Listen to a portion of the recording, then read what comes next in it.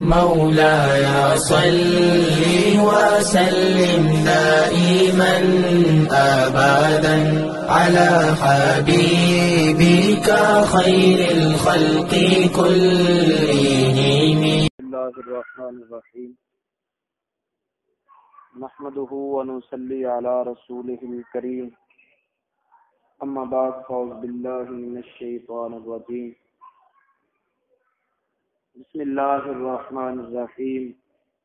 إنما يريد الله ليذهب عنكم الرجس أهل البيت ويطهركم تطهيرا. سبحان الله. وَاذْكُرْنَا مَا يُتْلَى فِي بُيُوتِكُنَّ مِنْ آيَاتِ اللَّهِ وَالْحِكْمَةِ إِنَّ اللَّهَ كَانَ لَطِيفًا خَبِيرًا. صدق الله العلي العظيم وصدق رسوله النبي الكريم. نحن على ذلك من الشاهدين والشاكرين والحمد لله رب العالمين. ان اللہ وملائکتہ یصلون علی النبی یا ایھا الذین آمنوا صلوا علیہ وسلموا تسلیما. الصلاۃ والسلام علیک یا سیدی یا رسول اللہ وعلی آلک واصحابک یا حبیب اللہ.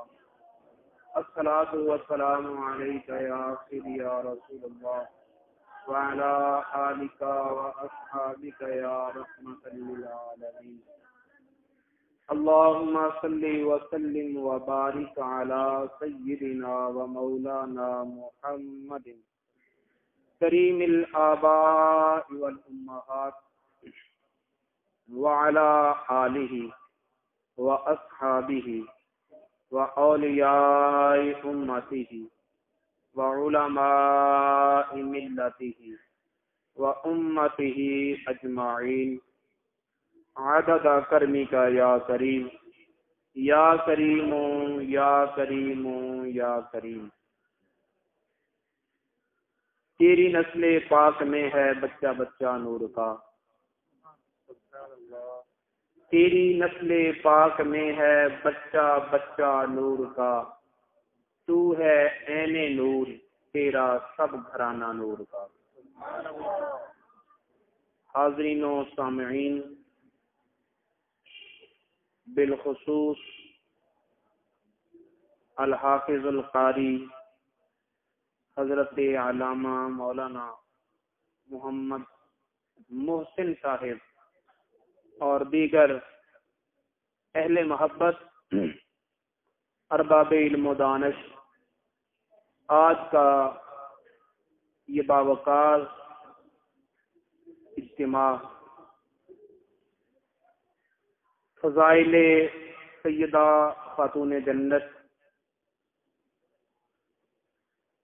جگر گوشہ رسول حضرت سیدہ فاطمہ الزہرا سلام اللہ علیہا کے عنوان پر منعقد ہے.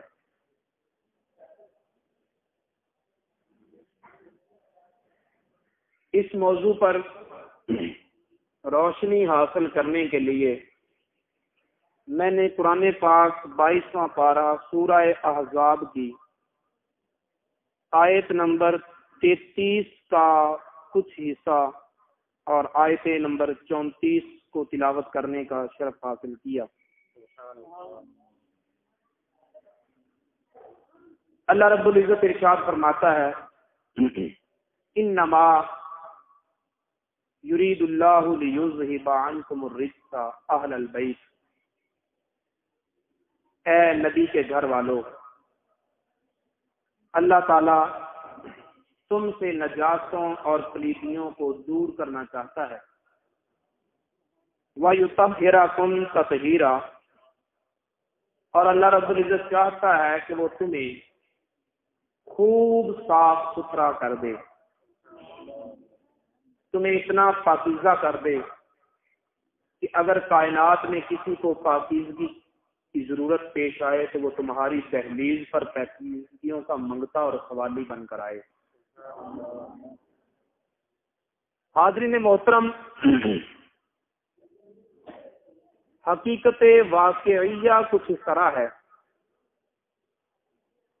کہ فی زمانہ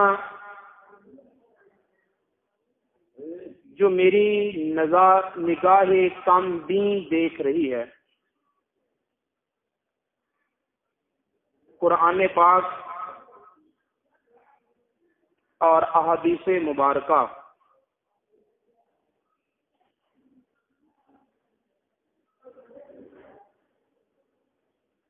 پڑھی جاتی ہیں، پڑھائی جاتی ہیں، سنی جاتی ہیں، سنائی جاتی ہیں، محراب و منبر پر جب عناوین باندھے جاتے ہیں، جب خطابات کیے جاتے ہیں، جب قرآن و حدیث سے استدلال و استنباط کیا جاتا ہے، تو پوری جہتیں ملحوظ نہ رکھنے کی وجہ سے کچھ گوشوں کو ہم اس طرح ادھورا چھوڑ جاتے ہیں کہ وقت کے ساتھ ساتھ عام لوگوں اور ذہنوں میں آیات و احادیث کا ایک ایسا مفہوم اور تصور بیٹھ جاتا ہے جو قرآن پاک کے سیاق و سباق سے مطابقت نہیں رکھتا۔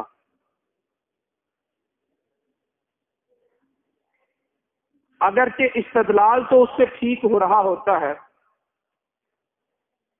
لیکن آیت کریمہ کا اصل مدعا جو ہے وہ یوں لوگوں سے مخفی ہو جاتا ہے کہ اگر لوگوں کو کے سامنے وہ بیان کیا جائے تو لوگ سمجھتے ہیں کہ شاید یہ غلط بیان کر رہا ہے۔ احباب کی توجہ ہے، اسی زنجیر کی ایک کڑی وہ آیت کریمہ ہے جس کی میں نے تلاوت کا شرف حاصل کیا۔ انما یرید اللہ لیذھب عنکم الرجس اہل البیت ویطہرکم تطہیرا۔ یہ آیت کریمہ اپنے محل وقوع کے اعتبار سے، اپنے شان نزول کے اعتبار سے، اپنے مقام اور مرتبہ کے اعتبار سے، اپنے معنی و مفہوم کے مدلول اولی کے اعتبار سے نبی پاک صاحب الوراق صلی اللہ تعالی وسلم کی ازواج مطہرات کے متعلق اس آیت کریمہ سے قبل کچھ آیات میں اللہ رب العزت ارشاد فرماتا ہے، یا ایھا النبی، اے پیارے نبی، قل لازواجک، اپنی بیویوں سے کہیے۔ توجہ ہے، کیا ارشاد ہو رہا ہے؟ یا ایھا النبی، اے پیارے نبی، قل، آپ فرما دیجئے، لازواجک، اپنی بیویوں سے۔ اب ان الفاظ سے پتہ چلا کہ جو آگے حکم آ رہا ہے وہ صرف نبی پاک صلی اللہ تعالی وسلم کی ازواج کے متعلق ہے۔ اس سے آگے ایک آیت مزید چھوڑ کر موضوع وہی چلا آ رہا ہے۔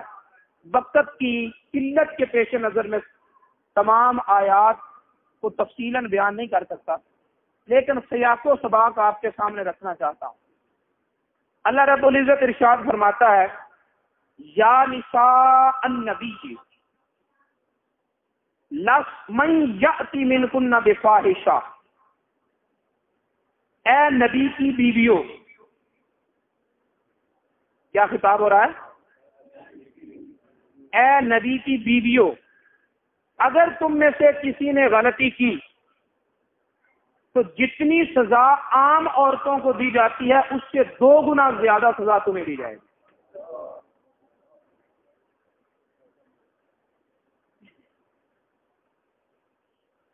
من یقنت منکن للہ، تم میں سے جو کوئی اللہ اور اللہ کے رسول کے احکام کی پیروی کرے گی، نؤتیہا اجرہا مرتین، تو ہم اسے اجر بھی 2 گنا زیادہ دیں گے۔ ساری کائنات کی عورتیں جو نیکیاں کریں تو نبی کی بیویوں کے لیے اجر بھی 2 اگر ان سے غلطی واقع ہو تو ان کو سزا بھی 2۔ کیوں؟ اس کیوں کا جواب بھی اللہ رب العزت ارشاد فرماتا ہے یا نساء النبی، پھر ارشاد فرمایا اے نبی کی بیویوں، لستن کاحد من النساء، زمانے بھر کی کوئی عورت تمہارے ہم پلہ نہیں ہے، تم عام عورتوں جیسی عورتیں نہیں ہو، تمہاری مثال کائنات کی عورتوں میں نہیں ملتی۔ توجہ ہے؟ سبحان اللہ، قرآن کہہ رہا ہے کہ نبی کی بیویاں بے مثال ہیں۔ سبحان اللہ، بولو تو صحیح۔ سبحان اللہ، نبی کی بیویاں لستن، تم نہیں ہو، کاحد من النساء، عورتوں میں سے کسی عورت کی طرح تم نہیں ہو، تمہارا حال سب سے اعلیٰ ہے، تمہارا مقام سب سے بالا ہے، تمہارے درجات سب سے فوق الفوق ہیں۔ کیوں؟ اس لیے کہ تم نبی کے گھر رہتی ہو۔ اور کیا وجہ؟ اور کوئی وجہ ہو سکتی ہے؟ نبی پاک صلی اللہ تعالی علیہ وسلم کی ایک زوجہ محترمہ حضرت سیدہ عائشہ صدیقہ رضی اللہ تعالیٰ عنہا، جو سب سے پہلے نبی پاک صلی اللہ علیہ وسلم کے حرم میں داخل ہوئی اور اس سے پہلے کسی کے گھر کی عزت نہ تھی سوائے اپنے والدین کے۔ ان کے علاوہ جتنی ازواج تھیں یا تو بیوہ تھی یا مطلقہ تھی، توجہ ہے، یا تو بیوہ تھی یا بولو تو مطلقہ، انہیں طلاق ہو چکی تھی یا خامد فوت ہو چکا تھا۔ نبی پاک صلی اللہ علیہ وسلم نے ان عورتوں کو اپنے حرم میں جگہ دی۔ کیوں؟ اس لیے کہ اس معاشرے میں عورت کو ویسے ہی عزت کی نظر سے نہیں دیکھا جاتا تھا، پھر جس کا خامد فوت ہو جاتا یا جس کو طلاق ہو جاتی اسے تو معاشرے میں کوئی منہ نہ لگاتا تھا۔ فرمایا گرنے والوں تمہارا ہی تو سہارا بن کے آیا، تم ہی تو عزتوں سے نوازنے آیا ہوں۔ میں سوال یہ کرتا ہوں، جب یہ ازواج مطہرات اپنے پہلے خامدوں کے پاس تھی، جب یہ ازواج اپنے پہلے خامدوں کے پاس تھی، کیا تب بھی ان کا یہی مقام تھا؟ بولو تو صحیح۔ اگر نیکی کریں تو اجر 2 گنا، اگر گناہ کریں تو سزا 2 گنا۔ اور قرآن کہے کہ دنیا کی کوئی عورت تمہارے ہم پلہ نہیں، کیا یہ پہلے بھی بے مثال تھی؟ بولو تو صحیح۔ نہیں تھی۔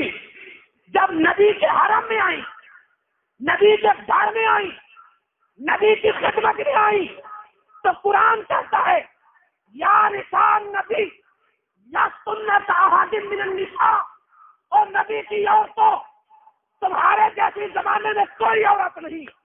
ارے جس کے گھر میں آنے والی عورت بے مثل اور بے مثال ہو جائے تو نبی خود کتنا بے مثل اور بے مثال۔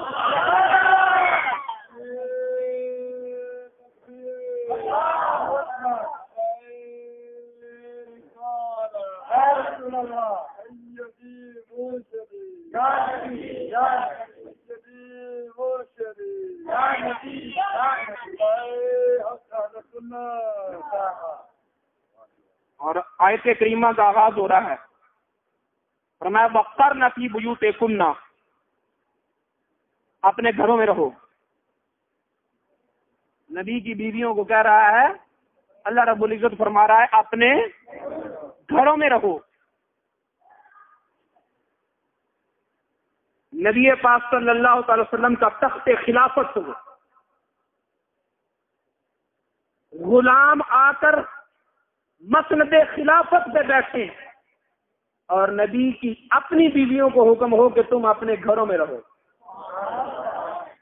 تم اپنے گھروں میں رہو۔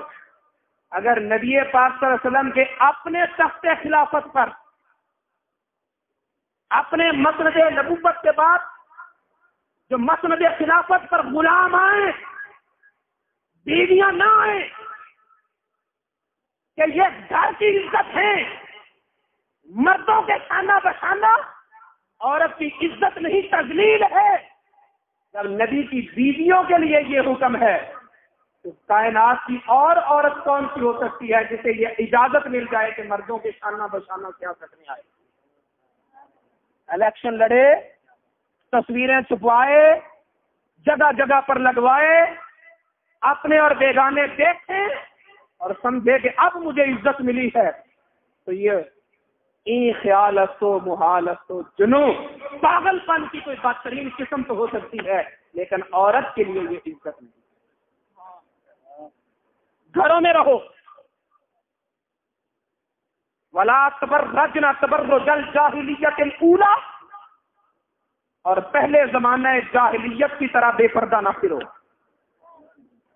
پتہ چلا قرآن کہہ رہا ہے کہ جب عورت بے پردہ ہوئی تو یہ نہ کہے کہ میں روشن خیال ہو گئی ہوں، قرآن کہہ رہا ہے کہ وہ جاہلیت کے پرانے دور میں چلی جا سکتی، وہ جہالت کے پرانے دور میں جا چکی ہے، اسے علم، روشنی، آگہی، دانش مندی سے کوئی واسطہ نہیں ہے۔ اور فرمایا وَأَقِمْنَا الصَّلَاةَ، یہ سارے صیغے مؤنث کے ہیں۔ اقیمنا، اے نبی کی بیویوں نماز قائم کرو، وَآتِينَا الزَّکَاۃَ، صدقہ و خیرات کرو، وَأَطِیعْنَا اللَّهَ وَرَسُولَهُ، اطیعنا۔ عربی گرامر کو جاننے والے سمجھتے ہیں کہ یہ جمع مؤنث مخاطبہ کا صیغہ ہے۔ اے نبی کی بیویوں اللہ اور اللہ کے رسول کی اطاعت کرو، اور پھر فرمایا انما یرید اللہ لیذھب عنکم۔ کیوں؟ اس لیے کہ اللہ تعالیٰ چاہتا ہے تم سے پریدگیوں کو دور کر دے،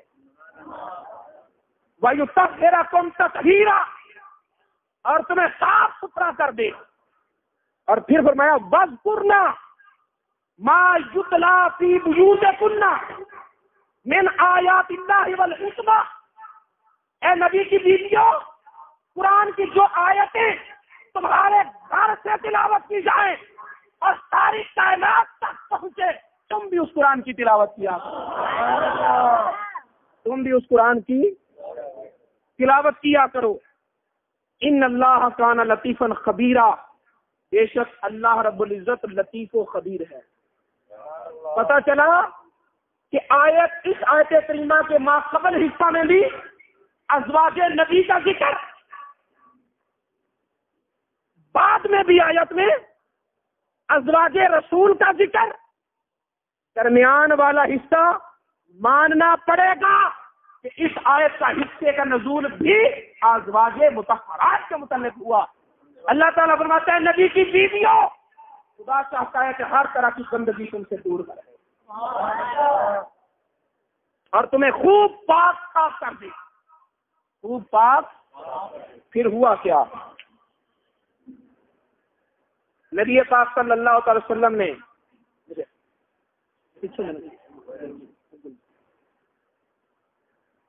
حضرت علی المرتضیٰ کو اپنی چادر میں لیا،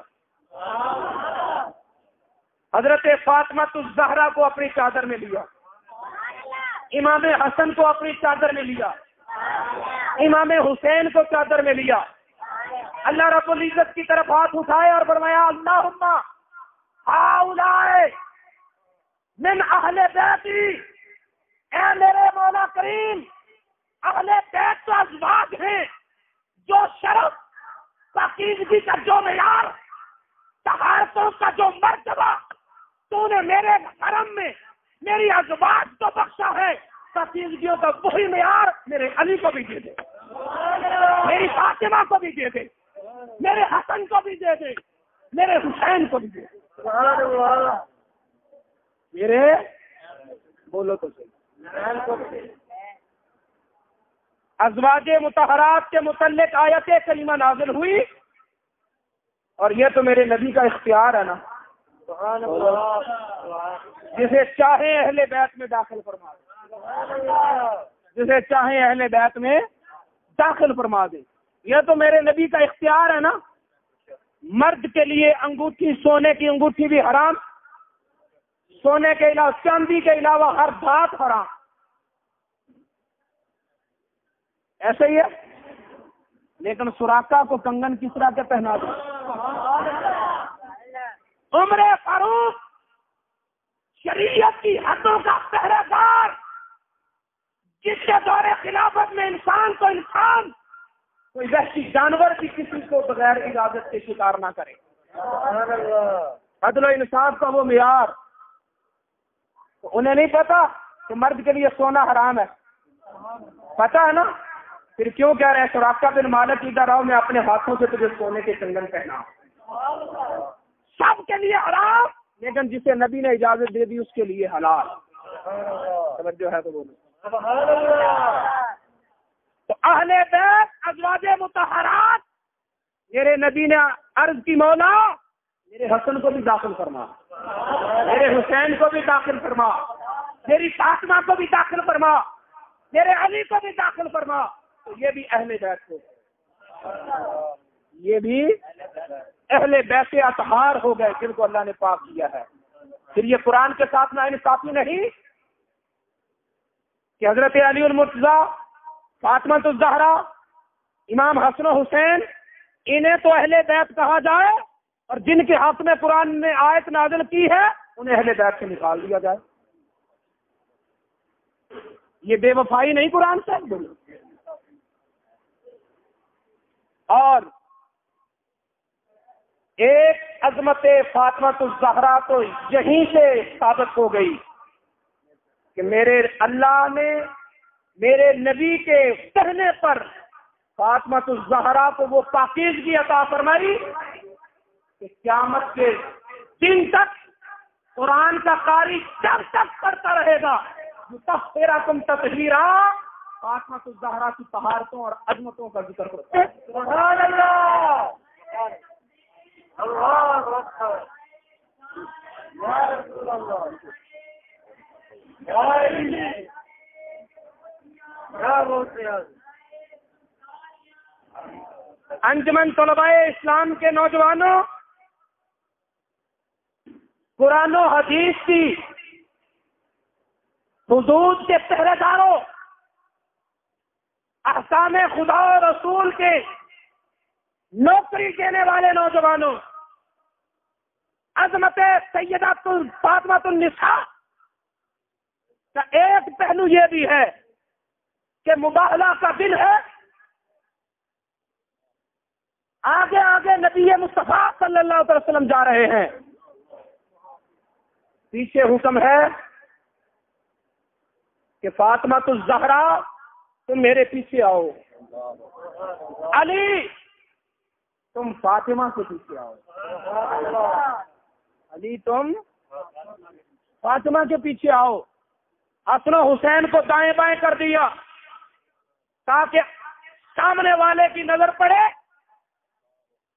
تو مصطفیٰ پر پڑے، پچھلے کی نظر پڑے تو شیر خدا پر پڑے، دائیں طرف والے کی نظر پڑے تو حسن پہ پڑے، بائیں والا دیکھے تو حسین کو دیکھے۔ فاطمہ تجھے سبحان اللہ،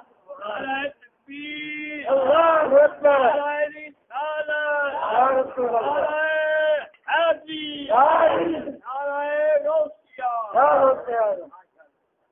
اور پھر فرمایا اے علی آگے چلتا ہوں میں، فاطمہ پیچھے چل تو، علی اس کے پیچھے چلنا تم، کیوں؟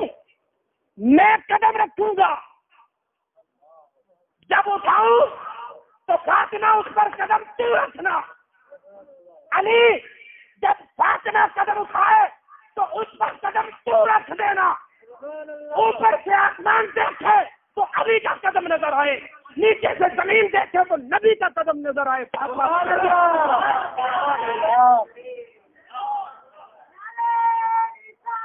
یا رسول اللہ، یا علی، یا نبی، یا نبی، یا نبی، یا نبی، رسول کے غلام ہیں، موت بھی یاد ہے، اور زندگی فضول ہے۔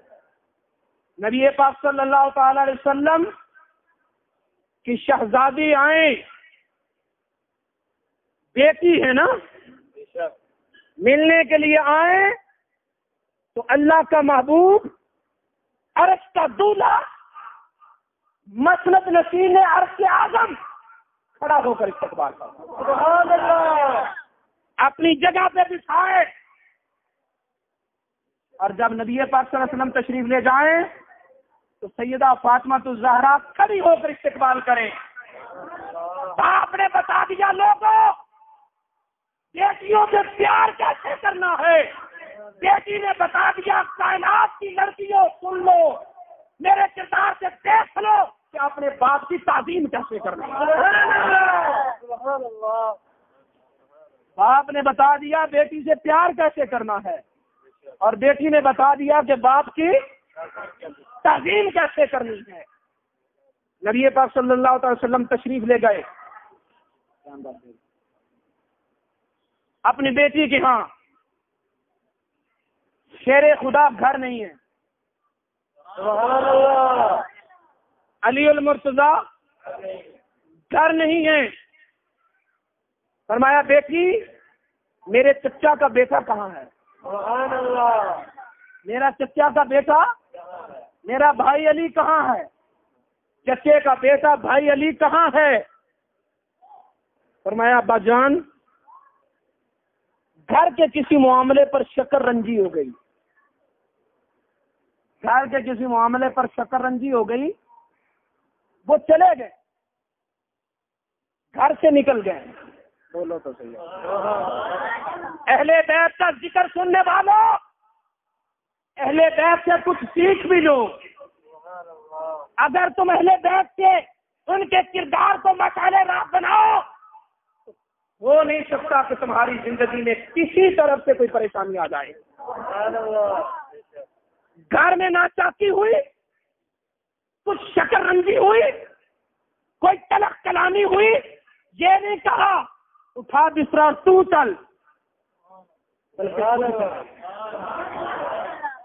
کیا سکھایا علی نے؟ بولو تو صحیح۔ علی المرتضی شیر خدا نے تو قدم قدم پر تمہیں سکھایا ہے، قدم قدم پر سکھایا ہے، لیکن ہم نے صرف علی کا نام ہی پکایا ہے، جو کچھ انہوں نے بتایا ہے وہ سارا کچھ بھلایا ہے۔ امام حسین کے نام پر جان سے کھیلنے والوں، انہوں نے تو نوکے نیزہ پہ بھی قرآن کی تلاوت کی، سبحان اللہ، تمہاری زبانوں پر قرآن کیوں نہیں ہے؟ انہوں نے تو سر بھی سجدے میں کٹایا، تم مسجد سے کیوں بھاگتے ہو؟ حضرت علی المرتضیٰ کی شہادت مسجد میں ہوئی، مسجد میں باپ سجدے میں بیٹا ہوا شہید، باپ مسجد میں شہید ہوا، بیٹا سجدے میں شہید ہوا، مسجد میں باپ سجدے میں بیٹا ہوا شہید، سجدوں سے کیا لگاؤ ہے اس خاندان کا؟ باپ بیٹا ہی نہیں، ماں بھی رات کی لمبی راتوں کی صبح کو رو کر کہتی تھی مولا کوئی ایک رات تو اتنی لمبی بنا دے کہ تیری فاطمہ جی بھر کے تجھے سجدہ کر۔ تم کیوں سجدوں سے بھاگتے ہو؟ تم کیوں مسجدوں میں نہیں آتے ہو؟ میرے حسین کے روزے پر تو اب بھی مسجد ہے کہ نہیں؟ اگر کسی کو زیارت نصیب ہوئی ہے بولو، کربلا کے تپتے صحرا کو کون پوچھتا؟ میرے امام نے وہاں بھی مسجد بنا دی، وہاں بھی۔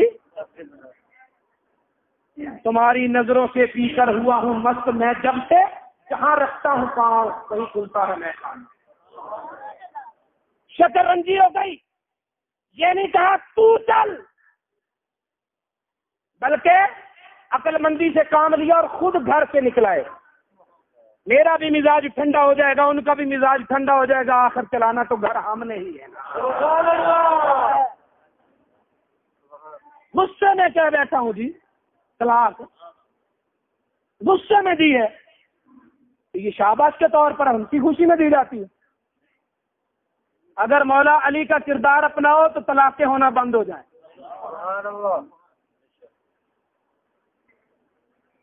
نبی پاک صلی اللہ تعالی علیہ وسلم نے کیا کیا؟ یہ نہیں کہا اچھا بیٹی علی نے تجھے برا بھلا کہا، اچھا چلو جب وہ آئے تو گھر کو خالی پائے، نہیں فرمایا بیٹی تو اپنے گھر میں ٹھہر، میں اسے منا کے لاتا۔